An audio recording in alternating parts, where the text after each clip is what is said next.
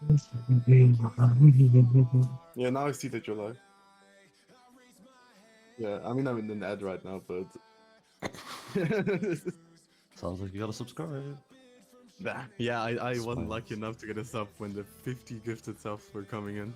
Same, man. But Fucking my cringe. coach and my support got it.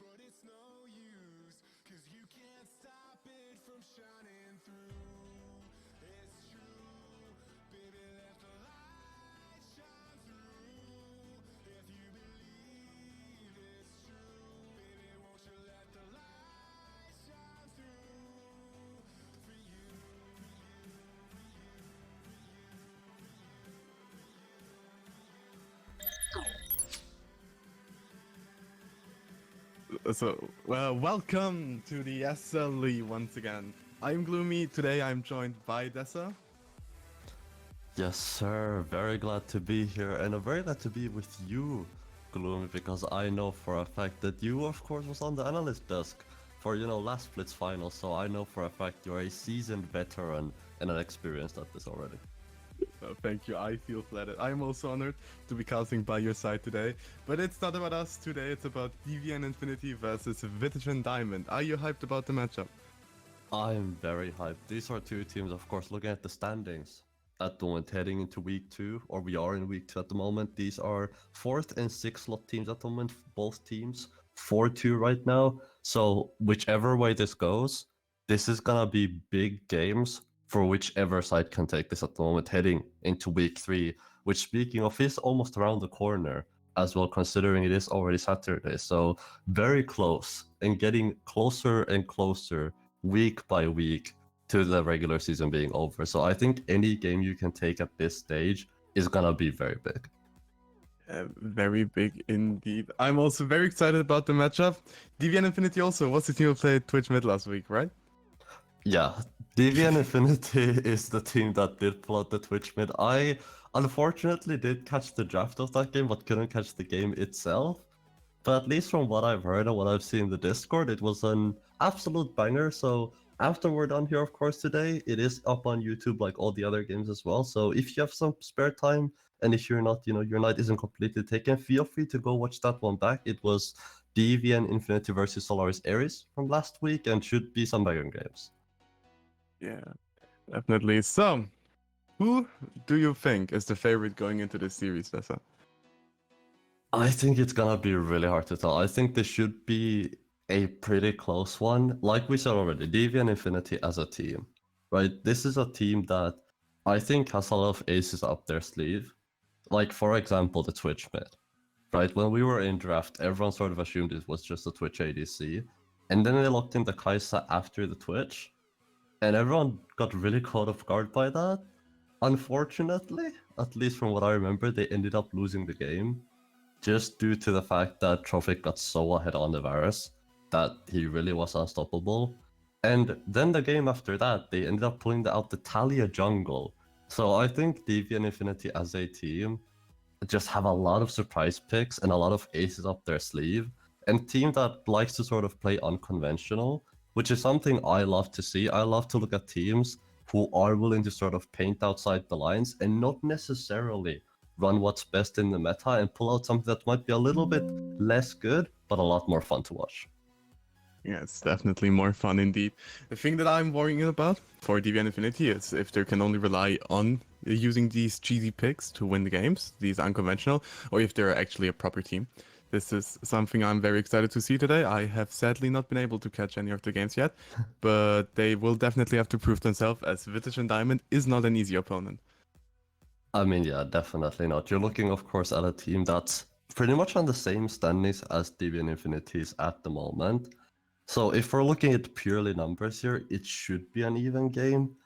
But I'm personally expecting Vitagen to have the upper hand here, just because you're looking at a team that has so many names that I think a lot of people recognize. Where on the other side, you have DBN Infinity, who I think to me have a couple of sort of more unknown names than the side of Vitagen Diamond has. And I think, in my opinion, when it sort of comes to that seniority that you have, I think it is really important, especially when times get tough and you've been in that situation before. It is a lot easier to know what to do. So I think I'm not gonna say it's a 2-0. I'm not gonna make any score predictions. I'm not gonna put any numbers out there. But I would say Vitagen Diamond has the upper hand here. But what do you think? Do you think Vitagen Diamond are the sort of team that are more likely to take it tonight, or do you think DV and Infinity might just be able to pull this one out? Personally, I believe in Vitagen Diamond to take it tonight. But that's also just because, like you said, there are names that you know. There are people like Jonathan Isaac, Josiah, Shipex. I feel like the name value there is there. It's just on the side of Vitagen Diamond. So my favorites are definitely them for tonight. Yeah, definitely. So, and like you already said, right? Names like Josiah, for example, who is pretty high up there on the sort of support echelon when it does come to SLE overall.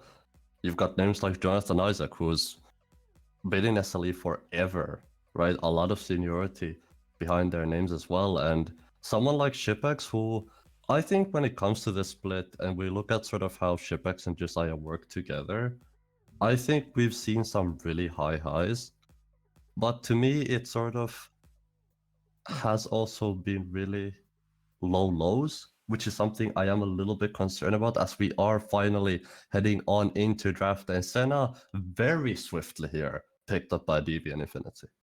Yeah, we see the center picked up one of the two OP ADCs, the other one with smaller being banned. I mean, conventionally we would see in the higher league something like the Callista now here, which is open. I wouldn't expect to see it here as Callista is very, very hard to pilot properly in a nice game. But Ivan, in my opinion, one of the most broken champs in the game, is picked up by Vitagen Diamond. Possible freeway flex. We'll see if Vitagen Diamond does play it in the solo lane. And I think it's really interesting as well because Ivan is a champion that I think, in my opinion, we saw a lot in the previous split as well for a pretty long time. And Ivan tends to be one of those champions where no one's sort of playing him, no one's picking him, and he just slowly creeps up and bang, right? Suddenly everyone's picking him. He's being picked and banned left, right, and center. As it's gonna be paired up with the Nautilus on the side of Vitagen Diamond. And this is the Talia hover that played jungle last week. So I cannot yet tell you if this is gonna be locked in, where it's gonna be going. I mean, with this team being DV and Infinity, who knows? It could also be a Talia Senna bot lane that could be coming up here. I'm quite excited. Like alone the mental pressure that DVN has here, like being like, yeah, we're having the Talia, maybe they're locking it right there, which it looks like they do. It's just the mental pressure that you have with being like, yeah, you don't know where I'm going, so have fun picking against me. It's just Very powerful. Yeah, and I think some of the picks, like, which I'm a little bit surprised that has been left open and not yet picked away by either teams, is the Karma, which so far we have seen being quite potent in the meta at the moment. Very good user of Malignance, just because your ultimate is on such a low cooldown with the champion that you can proc it pretty much all the time. We do see the Alistar here picked up, so I'm assuming it is gonna be that Senna Alistar combo down towards that bot lane. Whether it is gonna be fasting Senna, I doubt it. But I think, like we saw already with DV and Infinity, anything is on the table. It is the Zeri on the other side. How do you personally feel about the Zeri Nautilus pairing? Because when you look at champions like Zeri and Nautilus, those aren't champions that I immediately consider that would go well together. I mean, the Nautilus probably got picked up here to deny the Senna Nautilus combo, which is probably the strongest bot lane in the game at the moment. About with the Seri pair, I don't dislike it. Seri used to be definitely an ADC that's just wants an enchanter, wants to have their Uwu e-girl in the backline to shield them. But I think with the way that Seri also got changed and the champion kind of evolved during the time, it is even in the bigger leagues like the LCK, where you quite commonly see Seri paired up with the Nautilus. Just the burst that these two champions have together at the moment, when Seri reaches her 1-2 items, Nautilus hooks someone, ults someone, Seri dashes in and they just instantly one-shot someone. Yeah, so I do quite like the pairing, as Nautilus is probably one of the best supports in the game. Not sure if I like the Seri into the Senna though. Seri is in the quote-unquote meta at the moment, as she's a very good answer into the Smolder, and overall a good ADC. The thing is, I just feel like Senna will straight up outvalue the Seri. I mean, yeah, I think you're definitely onto something there, because not only will the Senna eventually outrange the Zeri, right? Just because of Senna's innate range that she's gonna get later on into the game. But it's gonna be really easy for the Senna to get those souls, just due to how short Zeri's range is, right? That's the whole point of her champion. She's got really short range, but very, very high mobility, where you need to sort of just duck in and weave around the fight with your low range and be really proficient as Zeri to be able to make it work. So it'll be interesting to see in this bot lane whether they are going to be able to get out of the laning phase at least unscathed for the most part. I do agree with you that Nautilus is very great, sort of a lot of burst damage there, right? If you can hit one hook and get that lightning crash on down with the dash charge, it's going to be a lot of short burst damage coming out. And so far, looking at the other side, right, you're not looking at the tankiest comp in the world as well. Which does mean if that hook does hit and the burst damage does come on through, it is gonna be lights out for you immediately. Yeah, definitely. Talking about tankiness, Ornn locked in for Vitagen Diamond, which is on the team of the Derry here. So, like you already said, there's almost no tankiness really. Alistar a little bit, Renekton a bruiser. The Seri can do a lot here definitely with all the burst that she has. So now that both drafts are finished up, which draft do you think is winning?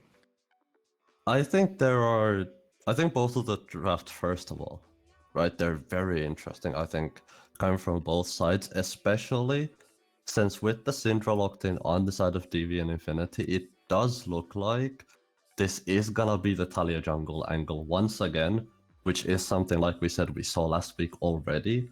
So this isn't something that DV and Infinity are first timing, right? Talia jungle is something that pretty much no one I've seen play outside of DV and Infinity, so this is sort of their specialty and their pocket pick that they like to run, and this is also something that they've practiced and something they have run before as well. It is going to be into the Ivern, so I'm not expecting too much jungle interaction between these two junglers outside of Ivern, maybe Root Caller using over a wall and then maybe stealing a camp over there with this very powerful smite tech that you can do on Ivern, where you can just instantly get away with taking the camp.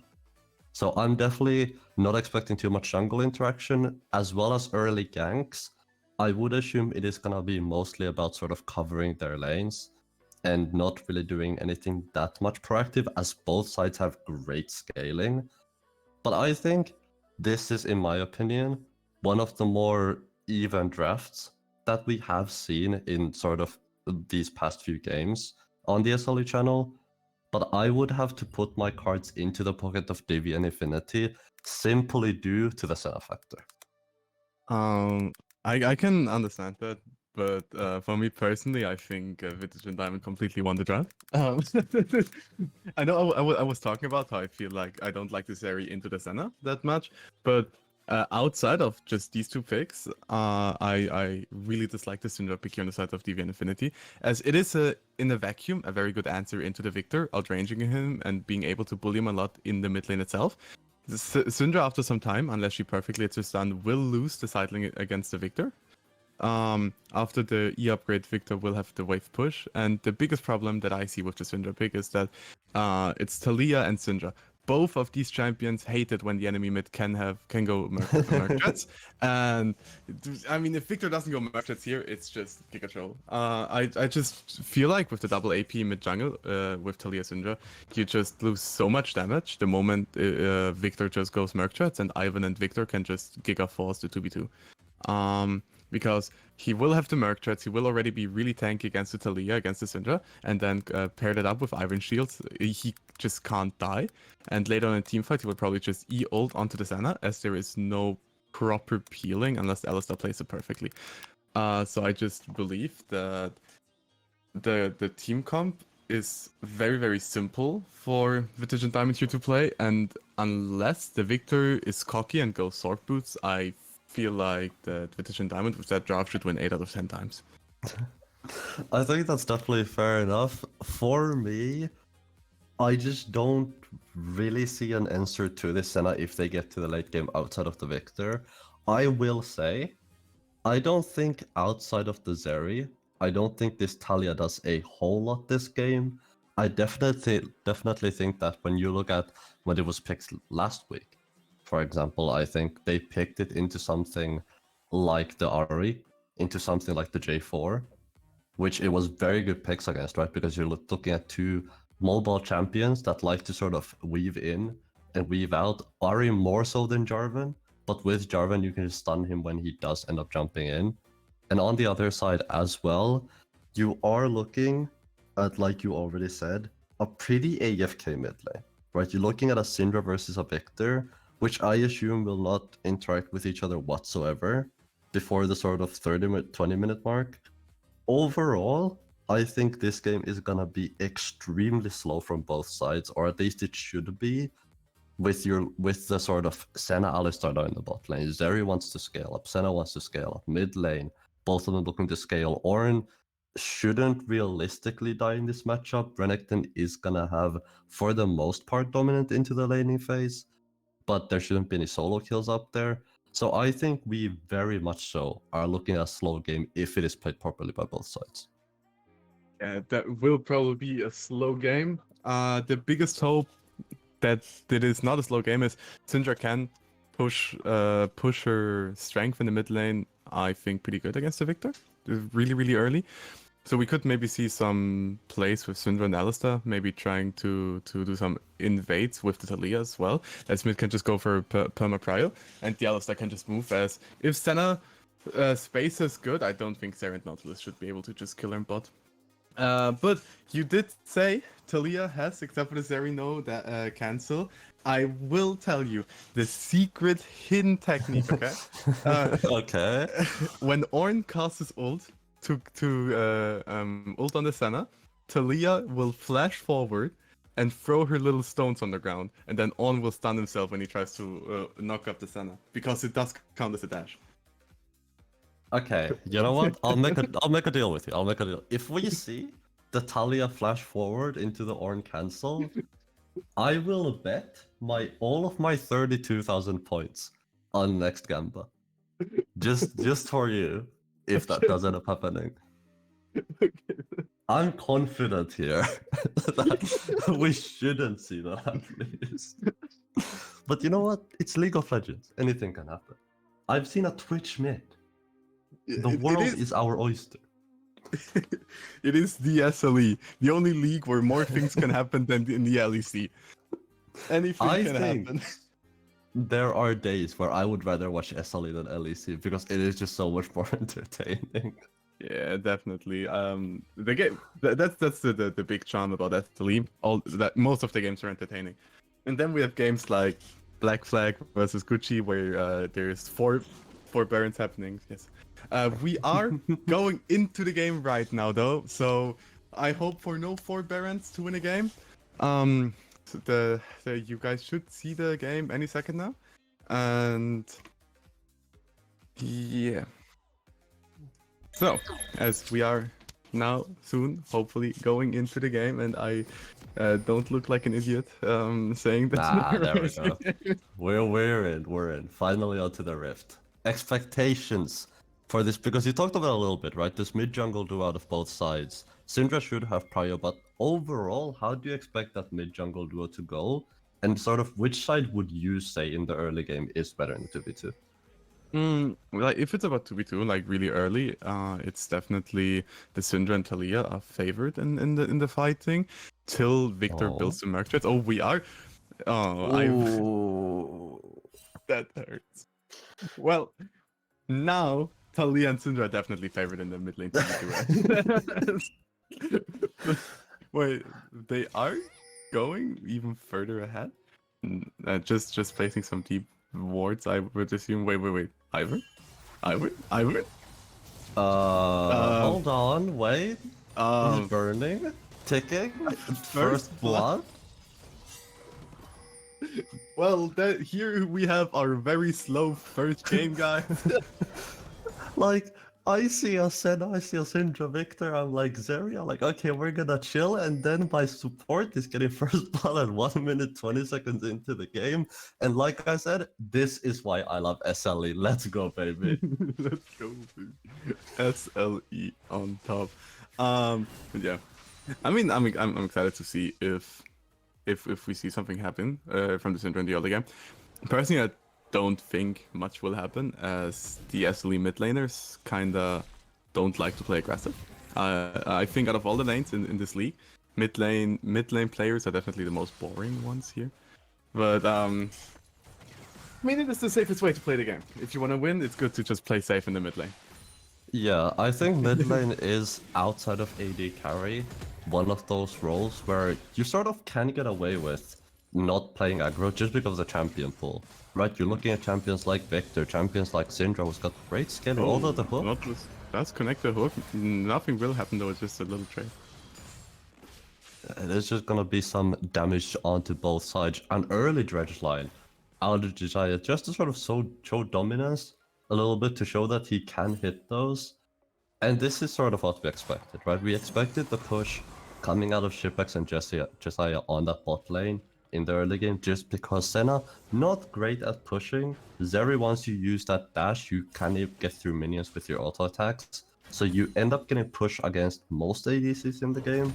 Well, I think going back to my earlier point as well, mid lane sort of tends to be the role where you can get away with playing AFK. Top lane is sort of known as the lane where most solo kills happen, just because there's so many champions up there that have so much early power, right? Darius, for example, a champion that loves to just press Ghost, right-click on you, and just run you the hell down.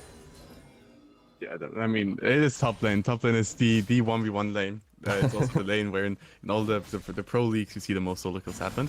But yeah, I heard last split there was a certain silver mid laner who tried to go for 1v1s all the time. You who shall not be named.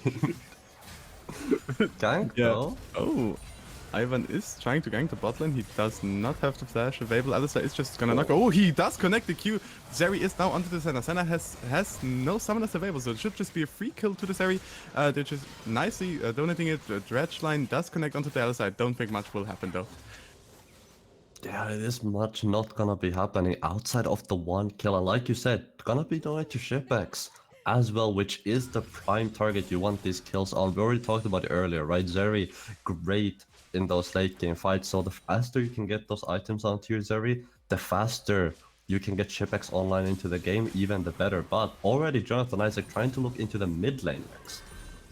He is going to try to engage on it. Oh, the CC from Victor does connect. Q from Ivan as well. Syndra is just going to flash out. No flash available to the Ivan. But it is a free flash from the Syndra. Jonathan Isaac redeeming himself for the dirty level 1. Yeah, John, so far we saw the first sort of 1 minute 20 not go great for the side of Vitagen Diamond just because of the wasted flash. A little bit more scuffling in the top lane. There is a lot of fury on Ruby, so she could have tried to potentially go for something, but is she gonna back away? It does mean Benjamin is gonna catch this wave completely for free. But you're definitely right. Gloomy Jonathan Isaac has done a great job of just collecting himself, not letting that flash root caller miss bother him at all, and getting this game accelerated as fast as he can.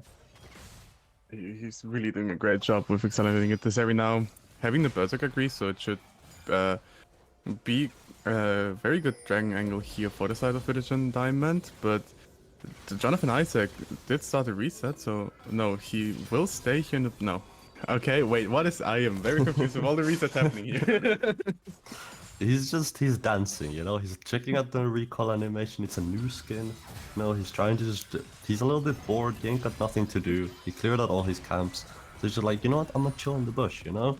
Ends up marking the grump, I believe, before he ends up basing here. You can just see Famal is just gonna try to cover his bot lane. It is a big wave, he wants to make sure this ends up getting pushed in without a dive happening onto Shipex, because if Shipex were to fall, that would be a huge wave he would lose. So I think a just very good job from both junglers to being exactly where they need to be, and just to sort of be able to predict the game and have the vision of just being there when their team needs them. Yeah, definitely very, very good map positioning here from both these junglers. Ornn is engaging on the top lane, hits both his CCs, it is a one-shot angle onto the Renekton. It's the Death Knight, everything, all classes mage on, but now the Talia is trying to collect the Ornn. Nothing is gonna happen though. That is so disgusting out of Benjamin. It is just completely off guard and ends up catching Ruben there. A solo kill in the top lane, and we have fight on the bot lane. Bottom will fight. Seri is stunned though. Senna, Dredgeline does connect onto the Alistar once again, but nothing more once again will happen. Just a little bit of trading. Senna does have all 3 cookies available to herself if they want to try to fight even more. Jonathan Isaac though now in the bot lane. Yeah, Jonathan Isaac trying to just hover a little bit here just to make sure that if this fight does escalate, he's there to help out his bot lane. Is now actually going to show himself, which does mean the side of DV and Infinity are gonna now have the information that he is there, while Famal is gonna help himself to some free void grubs. So the first 3 are gonna go to the side of DV and Infinity. We'll see if they can pick up all 6 later on into the game. Seri one shot quick. GS ignited. Seri will fall here. Will they try to also go for the Nautilus? Nautilus does not have the flash available, so Senna will just probably have a free kill picked up here. He is gonna try to run away. Ivan will shield him, and no free kill. I was wrong. I was delusional. Call me out on that shit. Victor used to start in the mid lane though. Yeah, it's a great combo out of Dax, right? You saw the immediate pulverize flash forward as there is. Oh no, there is more fighting. Syndra does have the ultimate available. No mana onto the Victor. Talia is here as well as the Ivan. Victor used the flash to dodge the CC from the Syndra. Nautilus one shot as well. A lot of damage coming out from Syndra. Syndra did get her double Q upgrade right now, but on also going down. Jonathan Isaac with a beautiful stun onto the Talia, flashing it. Now a gorgeous dredge line onto the Talia as well. She is getting tossed around like a very cheap person that you can watch on the internet, and Victor beautiful kill for Vitagen Diamond here. It's just a great play out of Vitagen Diamond. An amazing root caller out of Jonathan Isaac, right? You said it yourself, just a flash forward. And like we said earlier, didn't let that level 1 flash root caller scare him whatsoever. Very confident on the Ivor nonetheless. And the power unleashed out of Xerus just ends up coming out a little bit later than I think he would have liked. Doesn't end up catching a kill there, unfortunately. Will be able to catch the wave, which does mean that he is going to get a couple more stacks. But still, this is a great start for the side of Vitagen Diamond, just because look at the kills, right? You've got one on Shipex very early on into the game. You've got an assist onto Wolbot, which does mean he is a couple steps closer into getting that Victor upgrade. The 2 kills onto Benjamin should for the most part nullify this top lane sort of forever, or at least for the rest of the game. So I don't think Ruben's gonna have any chance to come back to this, just because, like you said it yourself, or in the mage tank bruiser AD assassin generally gets a leg up with a lead. Yeah, definitely indeed. I'm interested to see if Benjamin will now try to push it to get even more solo kills out of the top lane. As we do see some trading here in the mid lane, nothing big though, as like I said, all mid laners are boring, they don't want to fight, and it is very sad. Victor has to evolve already. That's Yeah, just so. it's just because of all the CS he's picked up, all those minions coming through, as it is gonna be Daisy called up here in the bot lane. Oh, beautiful dash on onto the Alistar. Once they hit everything, but they don't kill anything. He just ends up popping the ultimate. Dax just says no more damage for you, just walks himself on out of there. But look at your eyes on the dragon, because Oh, that he is is a big slashing over the cooldown wall. burn. And he's just gonna walk away. Yeah. I'm sorry for interrupting you there. It's okay. I'm not gonna lie, every time someone charges up a Hex Flash, I get a little bit tense as well. So I just got intense right here. Cyrus getting a little bit cocky. just a little bit, and as there's more fighting in the bot lane, it seems like everyone's just trading health bars, everyone's just trading damage, but no one's really dying. Yeah, they're pushing. They had probably had an agreement, you know. Let's all do a lot of damage to each other and be cocky, but not die, so we can get our stats for the SLE stats higher, you know. But there is a fight now happening in bot lane. Talia did get knocked up. Sari uses her ultimate. Now kill onto the Nautilus as Vitagen Diamond did get picked by one. Sari, beautiful CC onto the Sari. Sari is still alive though, not anymore. Alistar is gonna try to chase now after the Victor. Victor is flashless, getting knocked up and just getting killed. Shot through the heart and send us to blame. Yeah. I don't know what the fuck just happened. Yeah, it was just a great fight out of the side of Vitagen Diamond, right? You could see, or sorry, a great fight out of DV and Infinity. Just because you could see, right, the resources on Xerus were a lot greater than resources on Wobblebonk. Xerus has full mana. He's got most of his health bar. Wobblebonk, not great on the mana department. Chaos Storm isn't up either. And that Victor ultimate, which is so powerful in team fights with the silence and the damage, doesn't end up even being there. Now, Power Unleashed did end up getting used, which means the mid lane threat for now going to be subsided for a little bit. As you can see, Xerus trying to collect a little bit of orbs, you know, maybe trying to trade some damage on back, but again, Jonathan Isaac in the bot lane. Jonathan Isaac does love the bot lane. He did not only set up a camp, he set up an entire city, from what I'm seeing down here. But the bot lane from the Villian doing it really, really well. Being like, okay, you can camp us, but haha, look at that, we're still ahead, losers. And 6 grabs here for the Villian as well. It is gonna be 6 grubs. Jonathan Isaac, he's not done quite yet. He's just waiting in the bush. He's chilling, and this is a potential dive. I mean, if I was the Victor there, which, oh wait, what is bot lane? Alistar, no ult available. Senna also has no ult if they want to try to regank this. Alistar is going in for some reason. What a psychopath. Alistar, oh, no, they are killing the Sari. No, she is flashing out. No, Senna flashing in. No, what? Beautiful Daisy, MVP. I called it. Ivan is broken. Daisy sacrificed herself to save the Sari. That Daisy definitely getting called as #1 pick for the next NBA draft, because god damn, ends up saving Shipex right there. Ends up just by the skin of her teeth walking away. Mid lane though. Oh, wait, Victor maybe a little bit too deep in here. He has to flash out because he was very greedy onto that solo kill here to the Syndra, who has no flash. I mean, if he just decided earlier what to do, just flash forward, press E, flash forward, do something, and now oh my. Oh Jesus. I am not that old yet, but I feel like I'm gonna have a heart attack. I smell the burnt toast already.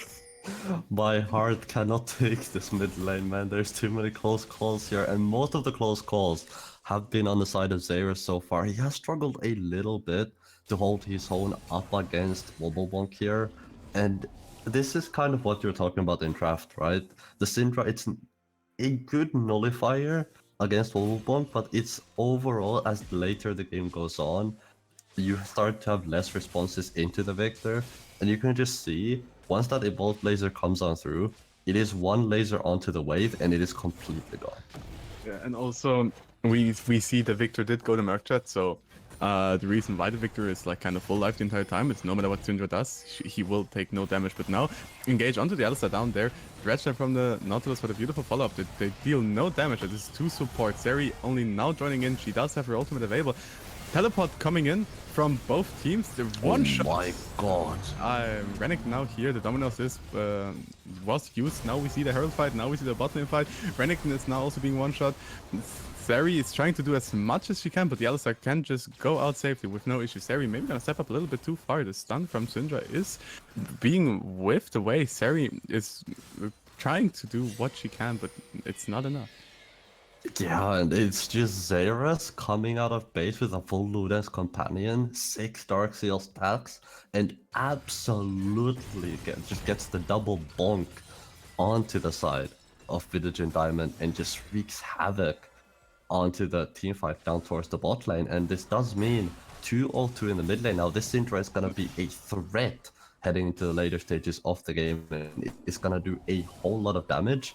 And this is a Syndra that was gonna struggle against the shields of Jonathan Isaac, right? Was gonna struggle against the tankiness of Benjamin, but so far Benjamin has only armor, and with Xerath getting this far ahead, already getting his first item before Wobblebonk, could potentially solve that.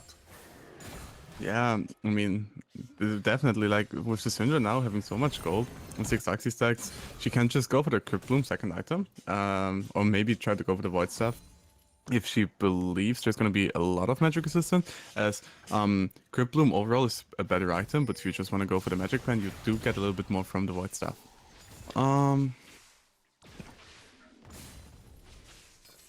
Yeah, I think overall we tend to see the Crypt Bloom a lot more as a second item, just because, like you said, it is just a really good, not necessarily the passive, but just a really good overall stats-wise. Oh, engage onto the Alistar.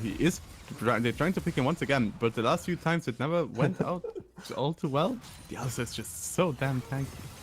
But well, Daisy just gonna go into her death. She was like, I don't want to be MVP, not MVP, NBA pick #1, and she's now suiciding her way into it all. Yeah, this just proved, guys, basketball definitely not good for you, as already has caused 1 death on the Rift for today. And I definitely agree with you. It seems like they are just constantly trying to find picks on the side of Vitagen Diamond, but the only person they keep finding is Dax, and he is pretty damn tanky, considering there isn't a lot of damage out of Shipex, at least for the moment, as the Dragon is started up here. I think it's something up. We see a little bit of dancing around here in the jungle. The question is, do they like jazz or do they prefer classical?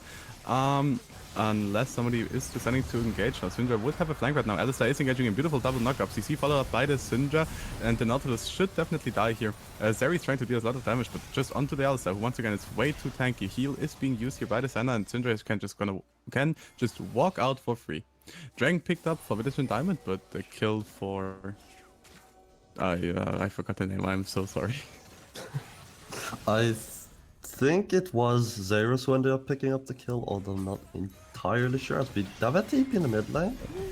They're just gonna take the tower. Oh, beautiful CC from the Syndra right here. Dominus is being used by the Renekton flashing onto the Victor to CC him, but Renekton is just gonna be burst down. He just can't get anyone to kill. Talia dashing in right, hitting. Oh my, the wombo combos are beautiful. All the CCs are landing. Cyrus is doing so much work with all his Q. Being a double kill for the Syndra, she's queuing and queuing and queuing. Vitagen maybe has wobble bonk, but Syndra is doing the real bonking right here. It is just Xerath who just keeps tossing his balls onto the rest of the team and absolutely demolishes through everyone. 6-on-0 now with the Luden's Companion, 10 Dark Seal stacks in the mid lane.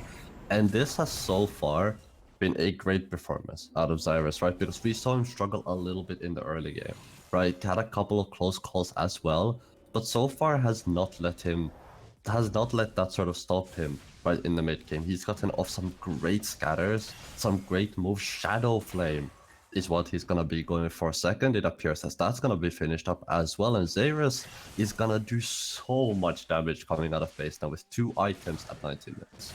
Yeah, Cyrus struggled quite a lot during the laning phase, but he really redeemed himself with the fights, playing quite literally balls to the walls and just destroying everything. He now, we saw for a second, has the 100 sex, which means he does have an execute, while Victor doesn't even have his free walls right now, which is something that usually doesn't happen. The free walls happen before the 100 sex, but Cyrus is just like, I don't care what's usually happening. I'm Cyrus. He just does Cyrus things. He runs around the rift and homie schmovin. That's why he fits so well on Deviant Infinity, you know, because like Deviant Infinity, he don't care about the meta. He does his own thing. As you can see, a little bit of a lane swap here coming through as well, just because of the bot tower falling from both sides now. Gonna send the bot lane over to the top lane to see if they can potentially gather up this tower. Keep in mind, 6 grubs as well for the side of Deviant Infinity means they are gonna burn through these towers very quick. I mean, a lot of people say grabs are useless, but for me, I feel they are a very powerful tool. It's just you kind of just burn the towers with every champion. It's kind of disgusting. Not sure if they want to keep Ruben here in bot lane. So there's an engagement on the top lane. The Talia is just gonna get one shot. Nothing to do here. Wobble bonk, bonking back. The bonk returns. Daisy trying to be the MVP that she was before, knocking up the Alistar once again. But it's just a beautiful counter engage from the Alistar. On is going low. Everyone is going low. Victor is trying to do what he can, running after the Syndra, but Daisy is saving the rest of the team. Victor finally picking up the shotgun onto the Senna. Can Alistar do something? He does kill the Ivern. He slam dunks the NBA Pro and say, yeah, this is street ball, baby. Now he's trying to kill the Victor as well, but he's just gonna run into the safety of the beautiful tower. I love this out of Dax. Even in a 2v3 in the face of adversity, he said, screw this, just completely turns it around, gets a combo onto all 3, ends up getting a kill as well, ends up completely abandoning SLE, and just said, you know what? I'm gonna leave this Senna to my own devices, I'm gonna get me some meat, bring it home for dinner tonight, and he's gonna eat well. Ends up picking up the kill. Trailblazer, plus the steel caps in his inventory are gonna be picked up as well. And you can just see Xayras is so strong that at this point he's just gonna walk into the enemy jungle and take these raptors, because why not? Who is gonna stop this man? Yeah, he is unstoppable. Flash almost up again as well. Yeah, it is up now, I'm pretty sure. The portal combat happening. Oh, huh? He just disappeared. Syndra didn't even use her art. That's what we call the Xayras magic trick. Now you see him, now you don't. He actually, fun fact, he was the guy who played Thanos. Oh, I see. Oh, what? I mean, that's really, really good for Wobblebunk, no? Yeah, that is great for the side of Vitagen Diamond there. Ends up picking up a big shutdown for Xayras. Xayras overstepping a little bit, getting a little bit too big for his shoes, and that is a lot of gold to give up to someone who already is great at scaling into the late game, and especially someone like a Victor who can turn games around, who does so much damage in team fights. That is very potentially a game changer for the side of Vitagen Diamond. As much as we were glazing Xayras the entire time. Oh, the Ornn is now getting picked. I'm gonna stop talking about glazing. Teleport is coming in from Wobblebunk here. He has no ultimate available, but he is gonna be very, very strong this fight. Xayras also has the teleport available if he decides to do so, but I don't think he wants to. I don't think they wanna force a lot. Pinks are coming out here on the side though of the Villian, but I don't think anything's gonna happen. Both teams. Oh my god, beautiful. No, oh wait, Sari is gonna die. Oh, beautiful. Now Cyrus decides to TP in into the backline as 2 kills being picked up for Vitagen Diamond. Probably Alistar is finally going down. Beautiful. Scatter the weak onto the Victor. Victor is gonna come out very alive, not alive. Renekton is there. Ornn is gonna get CC'd, is unstoppable. Is he gonna unstoppabling the death thing? No. Is something? It first looked very, very good for the Villian, then very, very good for Vitagen, and then the Villian won. Yeah, oh, beautiful. Scatter the weak onto the Ivan. Flash follow-up, instant one-shot. Yeah, it is just complete chaos on the Rift right now, and Baron is as well on the cards here. So with Jonathan Isaac falling pretty late into that team fight, I definitely think it is not too far out of the picture for the side of DV and Infinity to go and potentially look for the Baron here, but H gonna take the safe call, is gonna just go ahead and reset on instead. Going back to that earlier fight, like you said, right, it looked so good for both sides at one point in the fight, and I think it was great out of Vitagen Diamond to sort of still look for it, even though they are behind by about 7,000 gold, just because you sort of saw, right, Xayras not quite there yet, was in base, ends up having TP, which sort of saves the fight for them. A great flash out of Wobblebug to avoid the Xayris combo, but ends up getting the power unleashed, and with the help of Ruben, just ends up getting Wobblebug, and after the Victor Oh, beautiful falls, engage from there's the really no more damage. He's got the weak onto the Nautilus. Beautiful Thalia wall. I mean, Zeri is just gonna die here. Wonderful knockup. So, I don't know what to tell here. This is just art. It definitely does seem like the side of DV and Infinity are playing very well together this game. And it's just Xayris, even after giving up the 1k shutdown, hasn't died since, has another 600 gold, but Wobblebug is waiting in the wings. Now, Ruben is being picked here down, is gonna try to kill the Ivan in return, but Daisy is knocking him up, and topple combat? Yeah, Renekton is just gonna die. I don't think Benjamin had to flash here. Yeah, I think the flash was a little bit overzealous, but I kind of also get when you're down by, what is that, 9,000 gold? You want to try to secure any kills you can get. So just flashing forward to make sure that they end up getting at least some gold back. It is not the big shutdown that you would get if you were to kill Celil, if you were to take out Xayris, but it is still some gold into your pocket. Yet a 10,000 gold deficit, when you're looking at a team that's got a Syndra, that's got a Senna, that already was gonna scale well, is gonna be an absolute mountain to climb. And I'm not entirely sure if the side of Vitagen Diamond have it in them.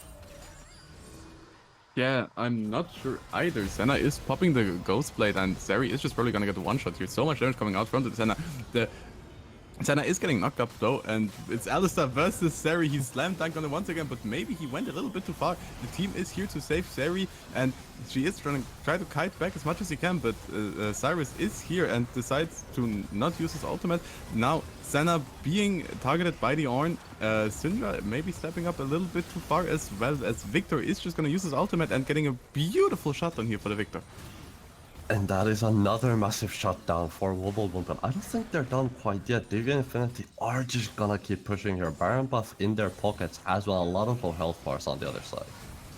Yeah, we're probably gonna go for that mid tower. Man, the fight was really good for Vitagen Diamond, but Senna pops the Ghost Blade once again, knock up onto the Victor, and he is just gonna fall here probably. Yeah, just a dead Victor, no robot, revolution, 2 kills. Renekton has the Dominus pop, and I think this is gonna be an end for the Villian. It should be, but I think there's still one more fight. Oh, they're trying to fight back. Zeri is just gonna get knocked up and one-shot. She can't play the game. Senna is pewing through the entire enemy team. Ornn trying to do as much as he can, knocking up, tanking everything. Iron can't save him with his shields though, as he is no mercy. Yeah, just a free... I shouldn't say that like that, but a win for the Villian here. And I think this is one of the things that I was concerned with the Zeri, right? A great game, don't get me wrong, out of Infinity there, but this is something that I think I was a little bit concerned about with the Zeri as well. It's just the fact that solo range against something like a Syndra, against something like a Senna, where you saw, once we hit that late game, Stellosor just walked up, pressed right click on Shipex, pressed Q on Shipex, and suddenly the Zeri absolutely evaporated, or got evaporated 50% of her health bar.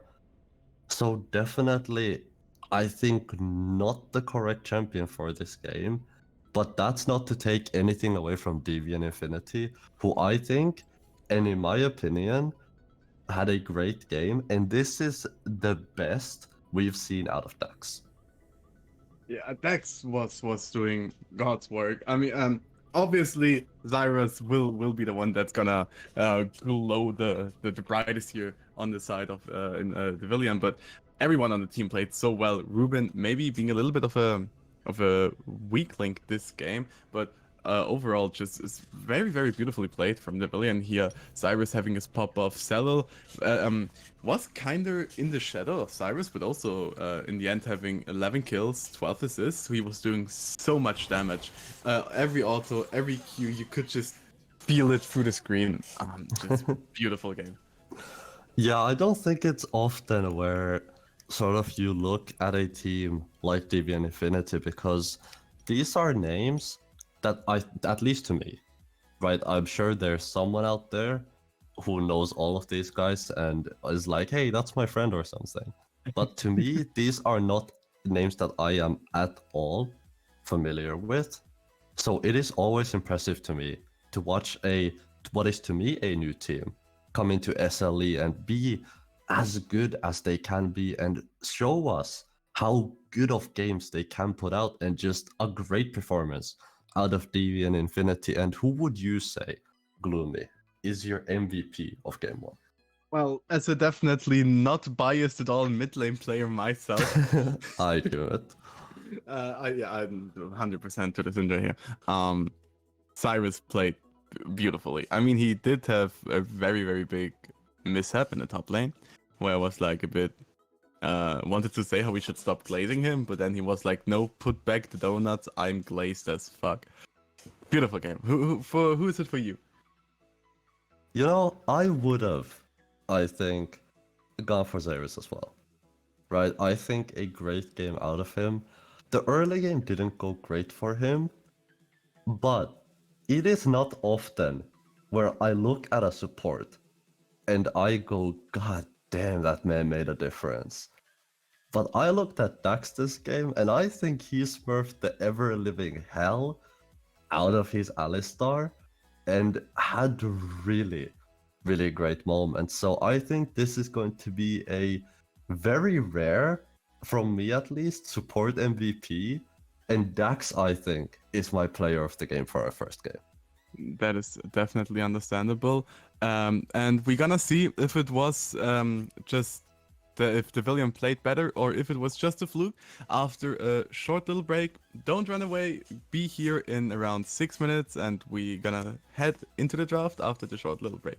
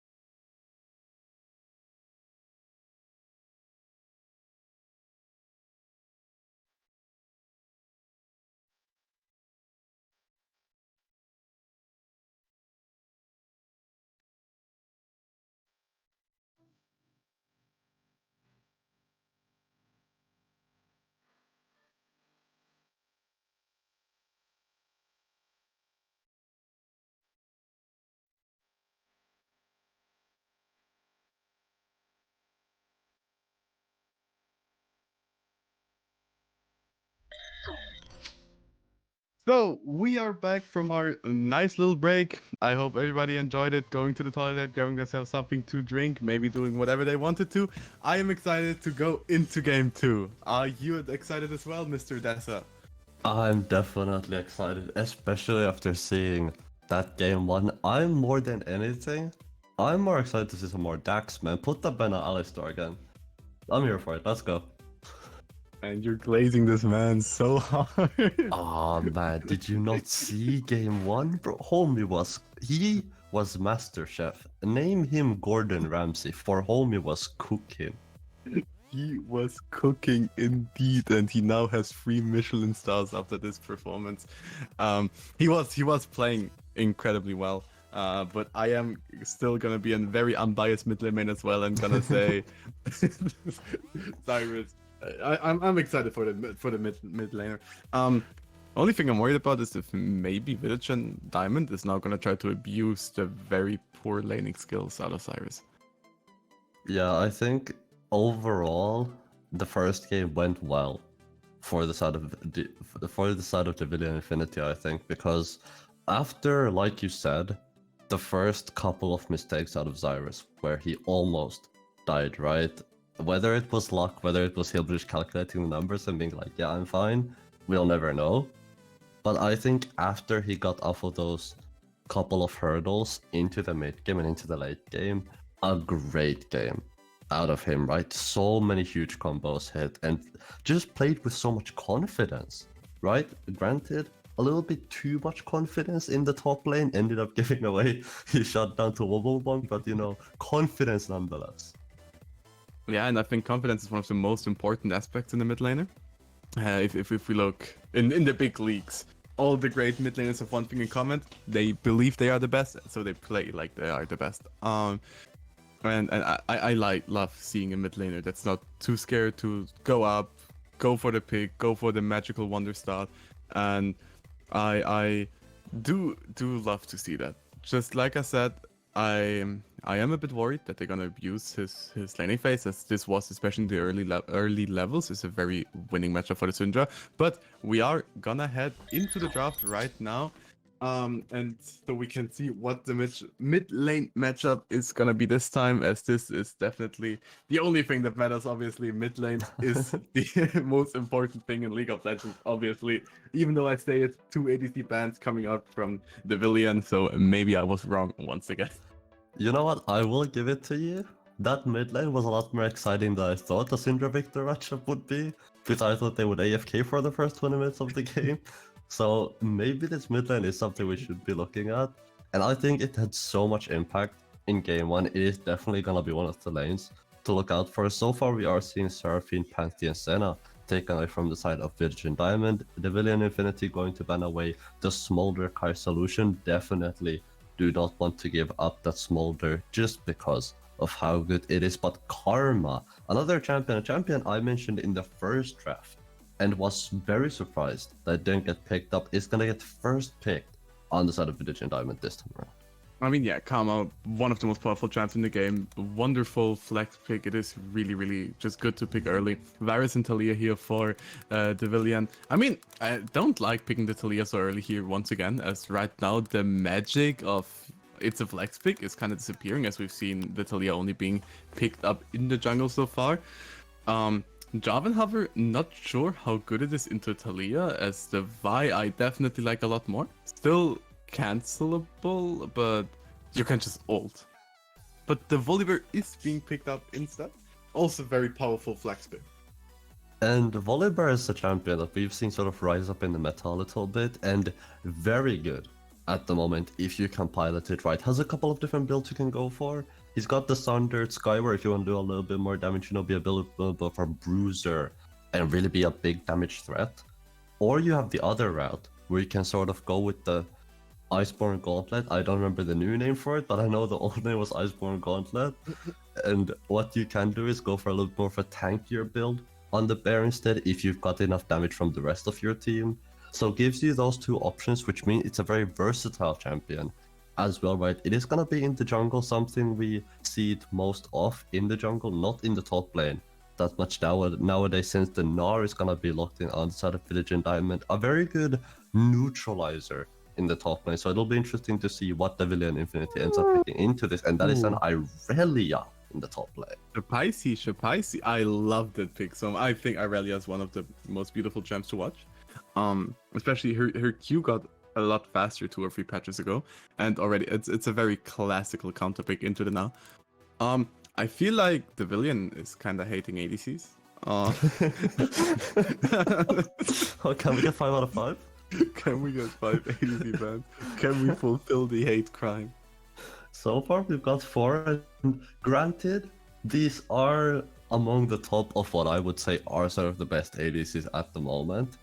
And clearly, there is a target on somebody's back here, and it is gonna be the 5 ADC bans. Is it gonna be the Ashe? It is gonna be the Ezreal instead. But this is a message that Devilian is sending out. It is a message indeed, and not a very happy one for the ADC of Vitagen Diamond. Twitch ban coming out from Vitagen to deny the Twitch mid lane. Yeah, I mean, we can see a little bit of a theme coming here through the bans. So the real question is, right? What do you pick on the Vitagen Diamond side? What ADCs are left that are good at the meta at the moment? Or I mean, think that they play? I mean, there's the Jinx necessary, which are not the best champions, but still very good champions. Like if you do the typical S to D tier, I would still put them around the A tier. If you have an aggressive ADC, something like Raven is available, they could also flex the Karma to the ADC position, go for an AD mid laner. Ooh. But I'm not sure if that's something Vitagen would do, as I see Vitagen as a more conventional team. So I don't think that is something that would really happen.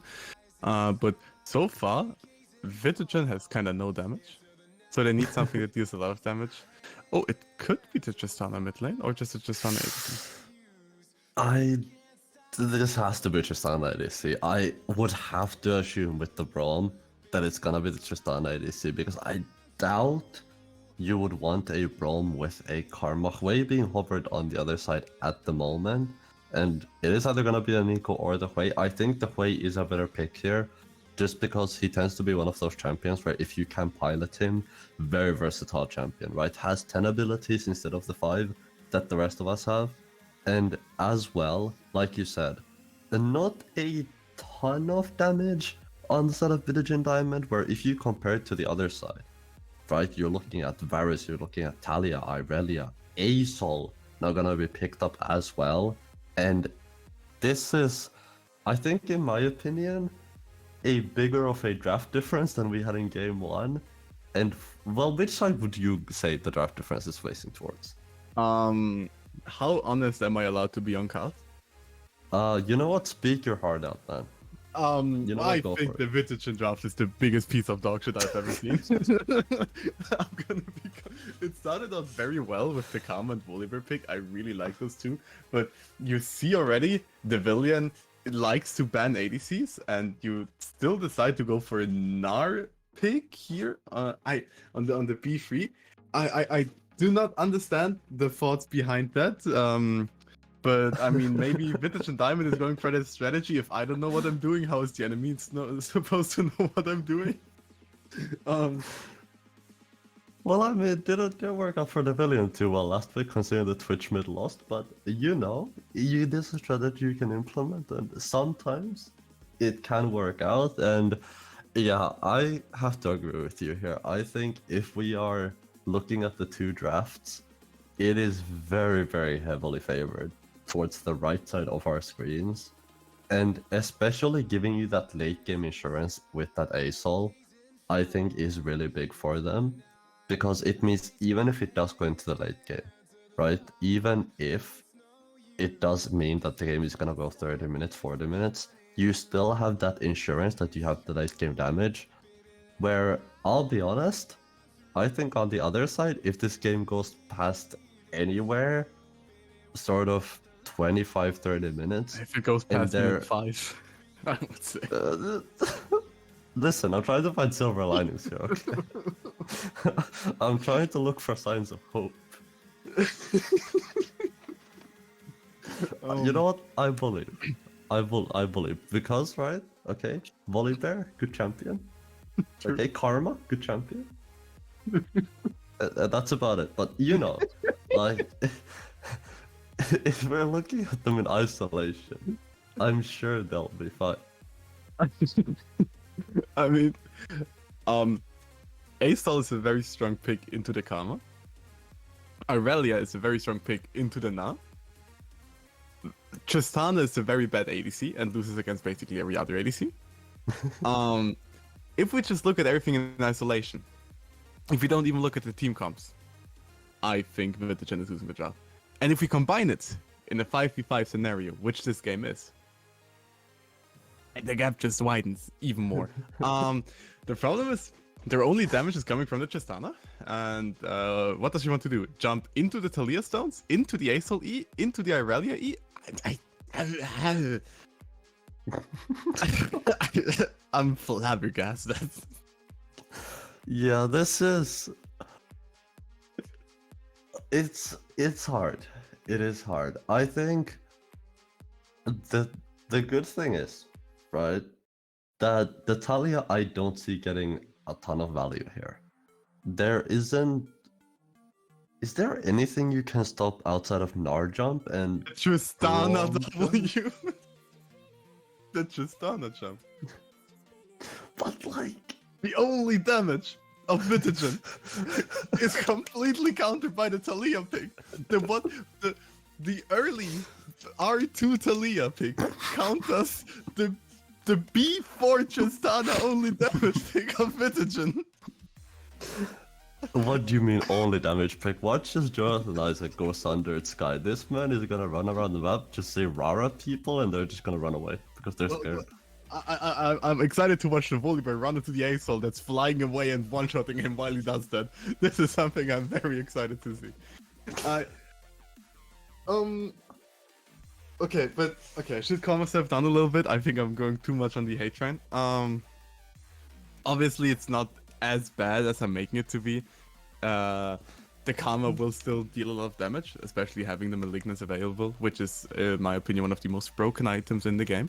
And Karma is a champion that is incredible at abusing it. Also, she like some patches ago, there was this incredible buff on her. She did get nerfed by that point.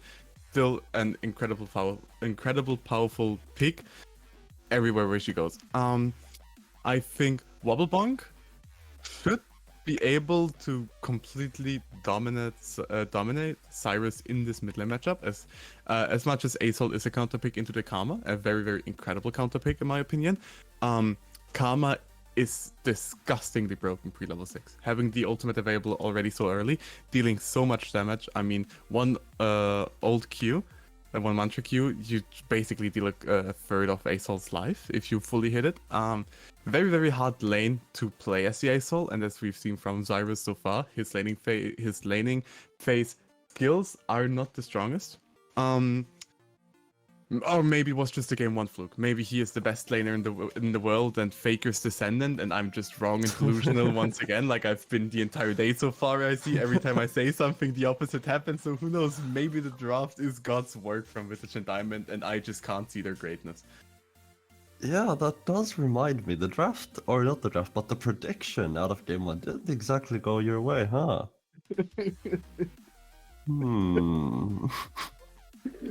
So I'm assuming then that your prediction for this game 2 is gonna just be the Devil in Infinity then. Yeah, and you are predicting the 2-0. I am predicting the 2-0 definitely. Which means it's gonna be a 1-1. I'm an oracle, I can see the future, but I can only lie. You are here to deceive us. I am here to deceive. But okay, surely, right? If your point is to deceive, and we catch on that everything you say is alive, or is a lie, then the deceive must not be very good, because then we'll know you're always lying. What if that is the deceive? What if I want you to think that, so then I will start telling the truth and you won't believe it? Like, you know, there's the story of the boy and the wolf. The boy who cried wolf, yeah. Yeah. Now I don't know anymore. Now I'm just confused. I. See now. Now I don't know anymore whether you're just lying to me or whether you are just telling the truth. See, I deceived you once again. The deceiver has become the deceivest. What? No, no, no. Now I'm confused. But was that my intention all along?